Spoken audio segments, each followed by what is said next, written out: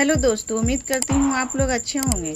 आज मैं हाजिर हूँ एक नई और दिलचस्प कहानी के साथ। रसोई में रात के 10 बजे शारदा बर्तन धो रही है। घर में 2 बहुएं हैं।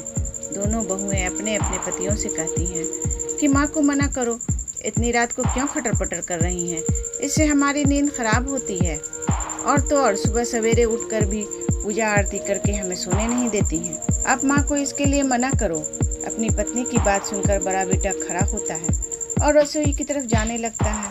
बीच रास्ते में उसे छोटे भाई के कमरे में से भी वही बातें सुनाई देती हैं जो उसके कमरे में हो रही थी। तब वह छोटे भाई का कमरा खटखटाता है। छोटा भाई बाहर आता है और अब दोनों भाई मिलकर रसोई में जाते हैं।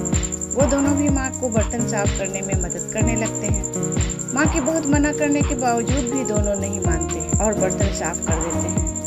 बर्तन साफ करने के बाद वो दोनों माँ को बड़े प्यार से माँ के कमरे तक छोड़ देते हैं और माँ से कहते हैं कि माँ कल सुबह हमें भी जल्दी उठा देना, हमें भी तुम्हारे साथ पूजा करनी है। माँ ने कहा ठीक है बच्चों।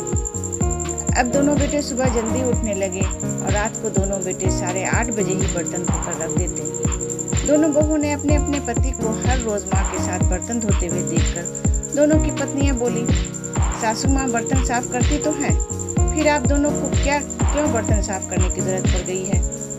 दोनों भाई ने कहा, अगर तुम दोनों को माँ की मदद नहीं करनी है तो कोई बात नहीं, हम दोनों तो अपनी माँ की मदद कर ही सकते हैं। माँ की मदद करने में क्या बुराई है। कुछ दिनों में ही घर में बहुत बदलाव आ जाता है। बहुएं रात को जल्दी बर्तन धोने लगी कि कहीं उनके पति बर्तन धोने ना बैठ जाएं। सुबह वो दोनों भी अपने पतियों के साथ ही उठने लगी और पूजा आरती में शामिल होने लगी। कुछ ही दिनों में घर का माहौल बहुत अच्छा हो गया।